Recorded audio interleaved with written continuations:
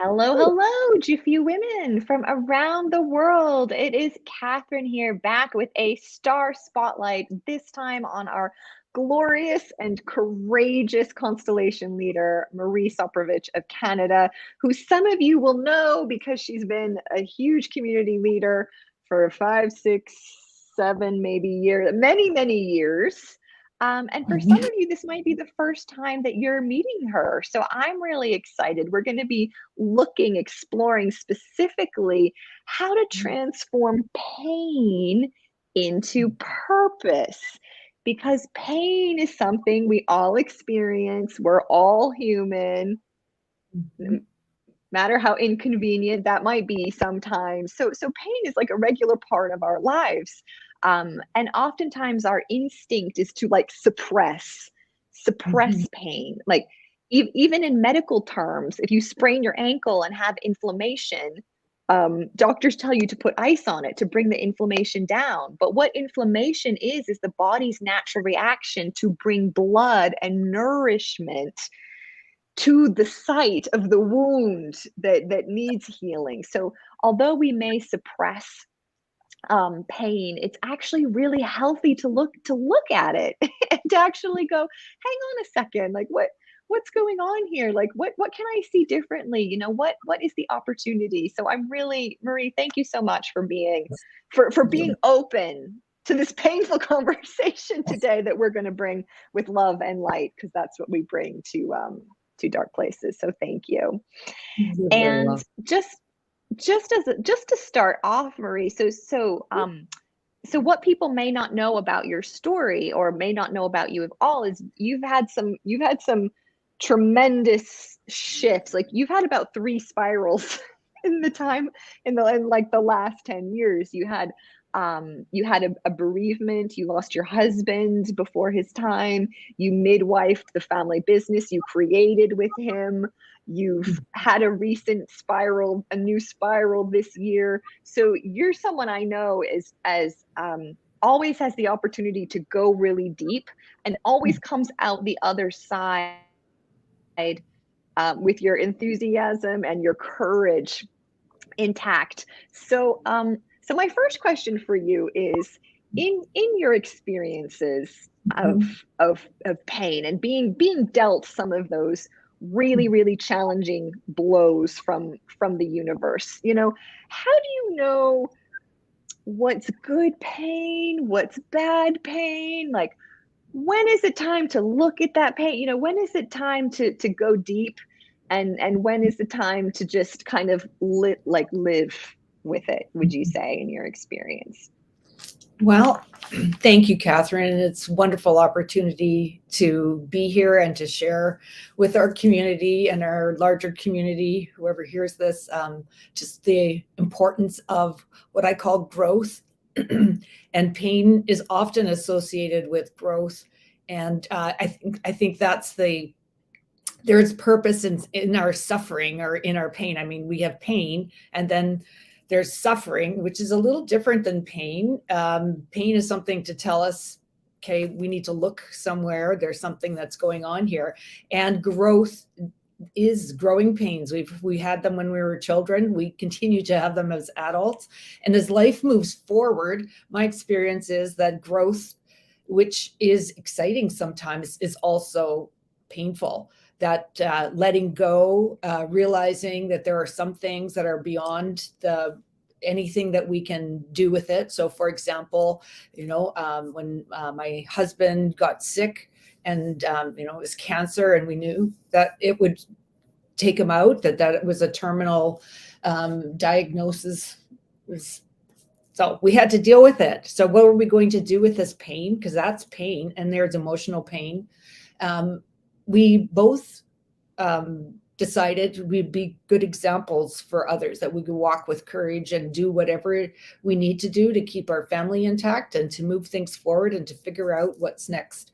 So, you know, having to leave my career at that time as a assistant principal at a school, and, you know, I had my sights set on bigger things within the district.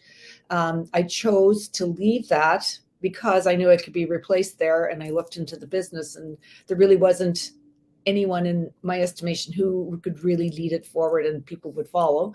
So I made some difficult decisions, and that it was painful. It was exciting. It was painful, and there were lots and lots of growing opportunities for me as now the role of CEO and owner of this big business. So the getting over the pain of loss and change and finding the courage to just step in and say, what is mine to do? So the work that I did or got involved with toward the end of those 10 years, I guess it wouldn't have been 10 years, but getting involved with the GIFEW community, there was a pain point too. It's like, I really need support that's bigger than the world that I had going here. And there was the excitement of the opportunity to grow into an international organization where I could kind of meet some of my other goals, which would be to know women from all over the world and really be that ambassador of growth for other women, courage, and a good example. So I stepped in there and got very involved, and was very involved in the industry. And this year, you spoke about pain again. So this year really was the end, or at the end of the beginning of this year, the end of the era of the business. So I had sold it in mid 2019, and then took 2 years to really work myself out of all the not day-to-days, but the board work that I was involved with the Canadian home builders, and all of those duties came to a conclusion. And then I went through another growth. Growth was my word for this year. And there was a lot of pain in really owning aging and letting go of whatever the image I had in my mind of who I was in the business community. So those things really have shifted and changed. So who am I? My identity. I needed to relook at, what do I want to do with the rest of my life? How can I get excited again about it? So there was a lot of pain in that growing. And I leaned in again to my international community, my family, my friends that were really close to me, and was vulnerable to share, and got some coaching, got some help, and have found myself through on the other side. So the pain teaches us something. There's something that is there for us to learn. And when the pain becomes so much suffering, and we've kind of like had enough suffering, then change can occur. And maybe it's time to let go of something. Maybe it's time to rearrange our thinking or get clear on who am I and why am I here. So those are the things that hear. My Yeah, journey. that's what I hear. That's what I kind of hear consistently through every curveball that you get sent. You use the words lean in, but I hear that as like a letting go as well, like a leaning in and a letting go, Mhm. that you're not, like, things are going a certain way, and you're no longer attached to the outcome. Like, it's just like, okay, well, this is just what's meant to be. This is just what's mine to do. And earlier you were sharing with me that when you were inside of your GIFEW calibration program, that one of your access points to transformation was really opening up your heart, which you started speaking to in terms of the international community. You also shared with me, like, I just wanted a bunch of friends around the world. I never thought I could have friends around the world. And you've taken, like, I don't know, like 10 trips in the last couple of years, like even during COVID. But anyway, but please, like, share with us that process of heart opening, what that was like for you. So when I took calibration, which would have been 2017, one of the challenges that we were faced with, certainly it was before everybody was comfortable using Zoom or any of those platforms, and I was in there with a very dear friend of mine who's also a businesswoman, came from a teaching background, and we looked at just how important conscious business is.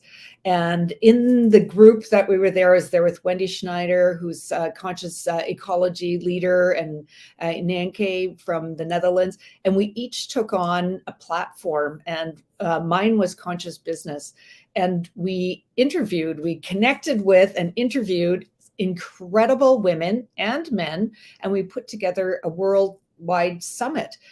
So the courage to get over myself, the courage to get beyond being afraid to call up the, the CEO of Women Presidents, WPO, Women Presidents Organization in New York City, and ask her if she would allow me to interview her for this international organization that we're creating, I'm a part of, and her saying yes and submitting to that. I was at I had a great interview with her. I was at another event where I was speaking on a platform here in my city in Edmonton, and I happened to be there with Kim Campbell, who is former Prime Minister of Canada. And I asked her, I said, hey, you know what? I'm involved with the Global Institute for Evolutionary Women, and we're putting on a World Summit. Would you be willing to speak and be interviewed by, it wasn't me, it was Ninki, her platform was Conscious Politics. And she said yes to that. And that was an absolutely stunning interview. I really have tremendous respect for Kim Campbell and the quality of people that we brought together, and the experience of actually taking on those interviews was massive breakthrough for me. And I loved it. I loved the conversation. I loved being a part of that. And it brought, you talk about star spotlight, it brought the things that I were really passionate about into a place where we shared it with the world.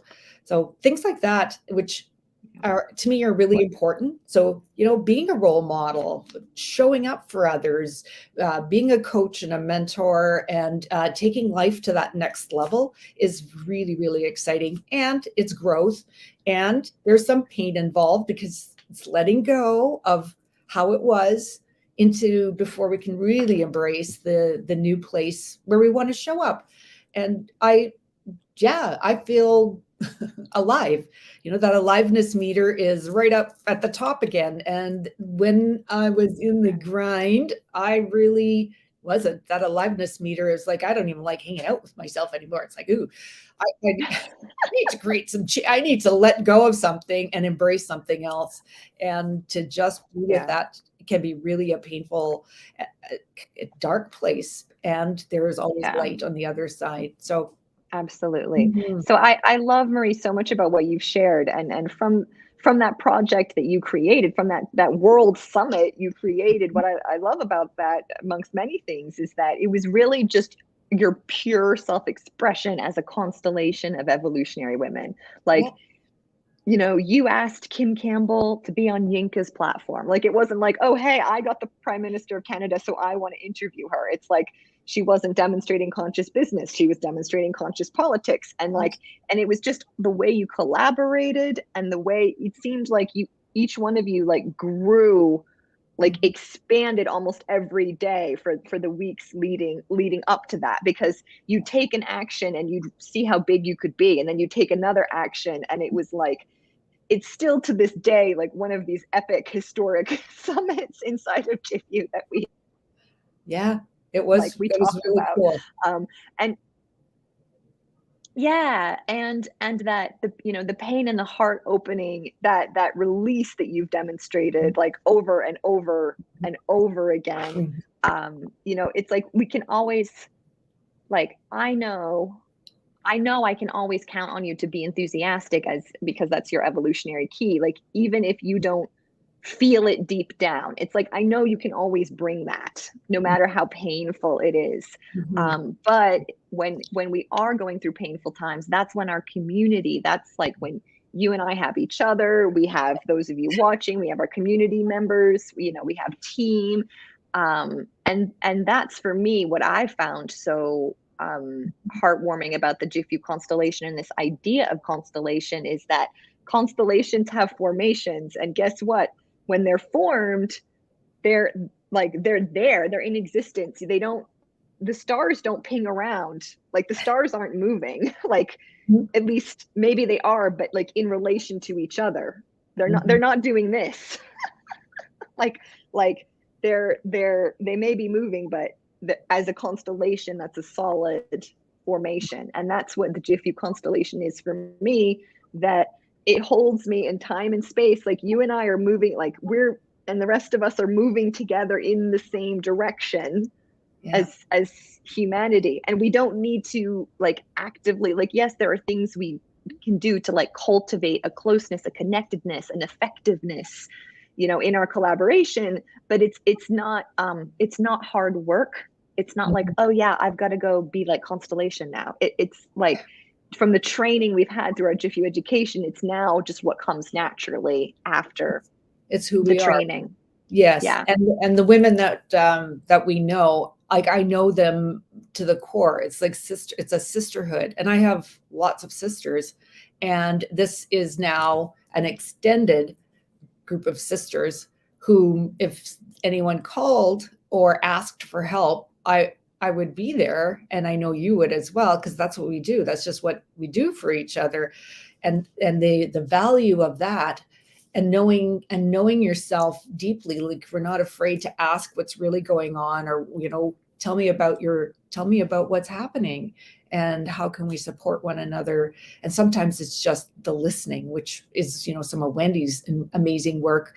All of us, when we start to really listen and listen to ourselves too, so that inner critic, the one who's monitoring the level of pain and going, okay, this is not, I'm not comfortable, and is it It's good time pain? now. Yeah. It's a pain that's telling me I need to grow, let something go, ask for help. What is that pain telling me? And am I choosing to suffer because I'm a martyr? Or why? What's the why behind, if we're continuing to suffer? If there's something to be learned, it's okay, we go into it differently. And if it's just something to, like, if it's time to let something go, then we can ease our suffering. We don't need to suffer.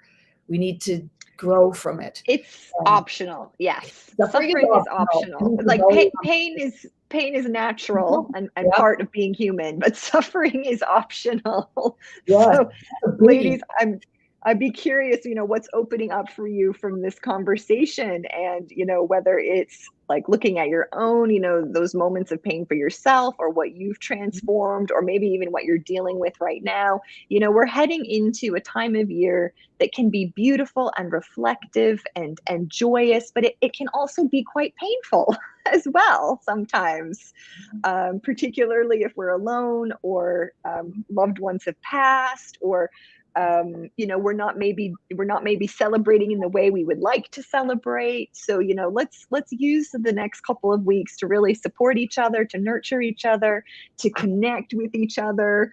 So just write in the chat, what's opening up for you. We'd love to hear.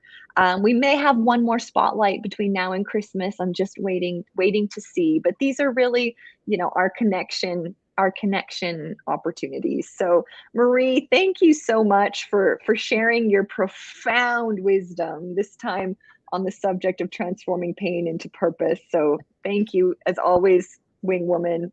I love collaborating with you. And ladies, we'll see you all real soon. So take care and have a great morning, afternoon, evening, wherever you are in the world.